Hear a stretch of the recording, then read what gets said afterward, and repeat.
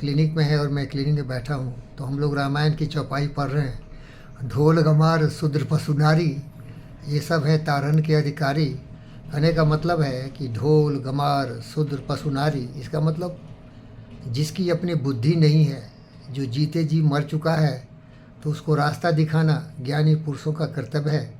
और जो महामूर्ख है तो उसको लात जूता भी मार के सही रास्ते लाना पड़ता है। इसलिए तुलसीदास जानते थे, वो तो अंतिम ज्ञानी अनंत ब्रह्म ज्ञानी थे। तो ढोल ढोल को मारोगे तभी बजेगा। गंवार जो मूर्ख हो अज्ञानी हो उसको भी सीधा करना पड़ता है, टकुआ टान करना पड़ता है। ढोल गंवार शूद्र, शूद्र का मतलब अनपढ़ गंवार, उसको भी वही करना पड़ता है, थोड़ा डिसिप्लिन करना पड़ता है।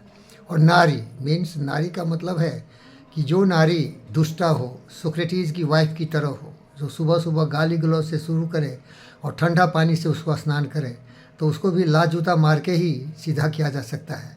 तो बिल्कुल सही है, तो सावधान रहना।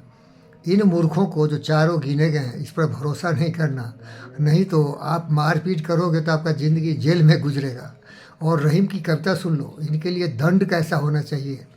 खीरा के मुख काट के मलियत लोन लगाए, बोले सत्यबाबू, खीरा के मुख काट के हीरा के मुख काट के मलियत लोन लगाए, मलियत लो लगाए, रहीमन करवे मुखन को रेमन करवे मुखन को चाहिए यही सजा। चाहिए सजा। कि जो दुष्टा हो, दुष्ट औरत हो, शैतान हो, बदमाश हो, उसको जिस तरह खीरा तीता होता है ना, 3 फांक होता है, ऊपर से बड़ा चमकदार रहता है एक, लेकिन अंदर 3 फांक होता है, तो उसका मुंह काटो और उस पर नमक लगे के रगड़ो।